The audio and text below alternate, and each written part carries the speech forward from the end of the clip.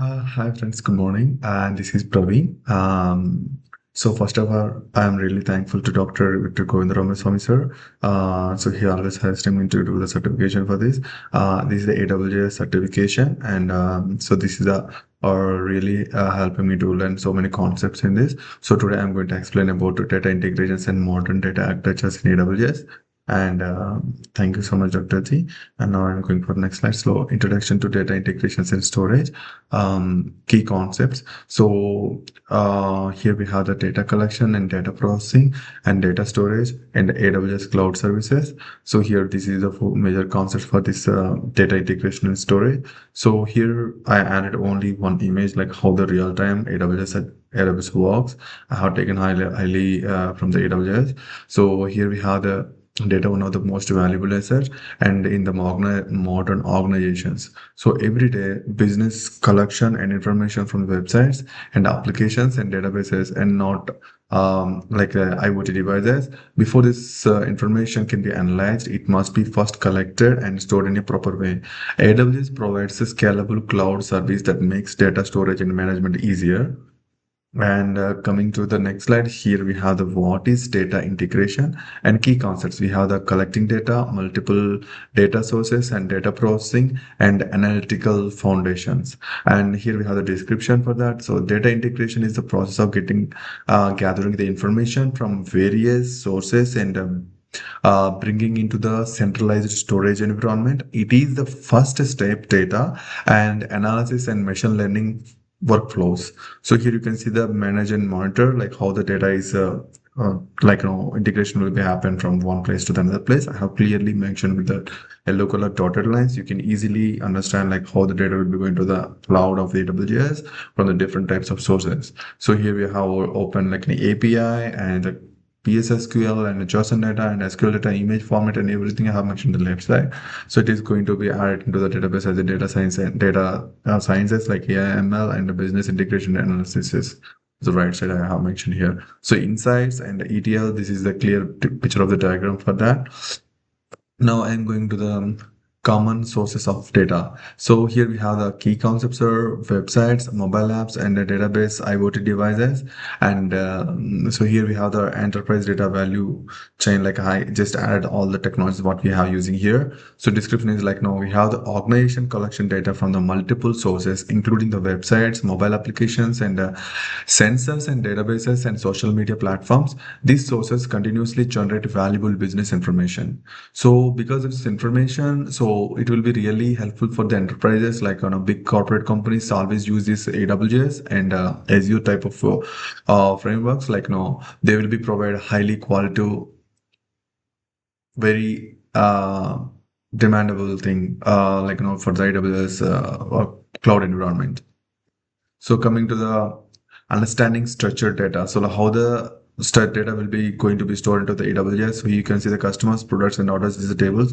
It will be like in an order way, like customer ID, customer name, contact address, customer address, and product ID, product name and description, and order ID, order customer ID, and product ID and quality. Like everything is in table format. We are going to be stored, and the main concepts are the tables, rows, and columns, and SQL queries, and the relational databases and description. So here we have the structured data flow as a predefined schema and is stored in a relational database. This format makes the data easy to search, manage, and analyze. Coming to the understanding semi-structured data. So here you can see how the chosen value types like a string, member, object, and array, and boolean and null. Like this is the data types we are using here. Key concepts are that we have the JSON and XML and flexible structure and metadata. And the semi-structured data contains organizational and elements such as tags and metadata. JSON and XML are common examples used APIs and cloud applications.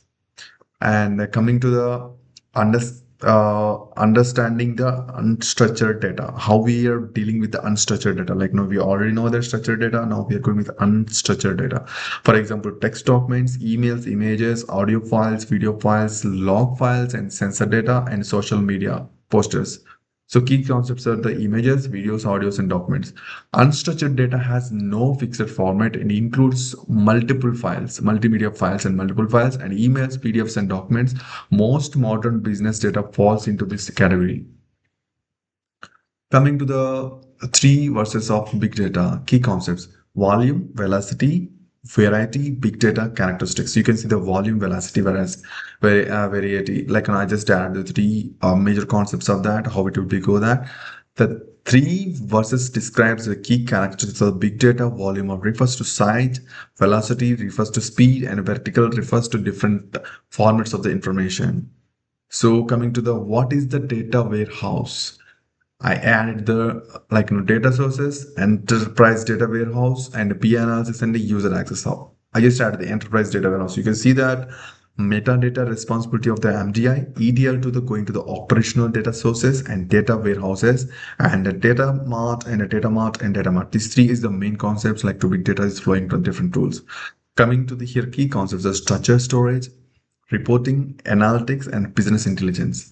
A data warehouse stores proceeds and structured data optimized for reporting and analytics. Organizations use warehouses for businesses, intelligence, and decision making. Coming to the what is data lake? Like data lake is like on AWS is nothing but raw data storage, multiple formats, and scalability and Amazon S3. So what is Amazon S3? Amazon S3 is like a bucket, like we can create and we can store any type of data in that, like like images, files, and everything like that.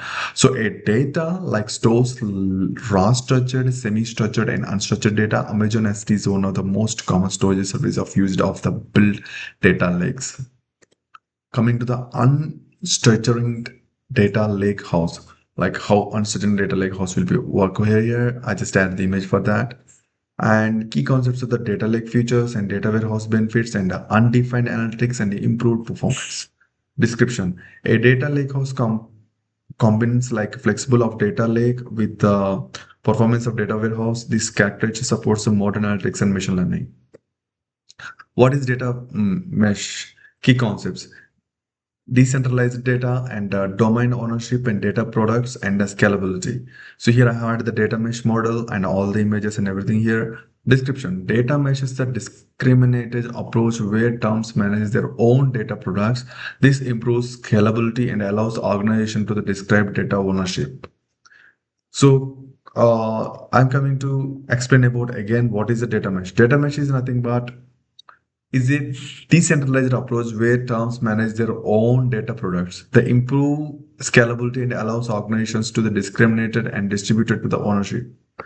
And understanding the data lake house. The data lake house is nothing but data warehouses and architecture supports modern analysis and machine learning. Coming to the data lake, the main Amazon S3 will be based on the storing of the values. So it will be very highly secured and it will be given the permissions to use some other people of the public. So we are always providing the security for this and it's really good and habituated for many organizations are using this. And the three ways of the big data is the key, like the volume, velocity, and variety, and the volume and the velocity and variety. Big data characteristics are the three versus the described key characters of the big volume refers to size, velocity refers to the speed, and vertical refers to different format of the information. So thank you so much for this.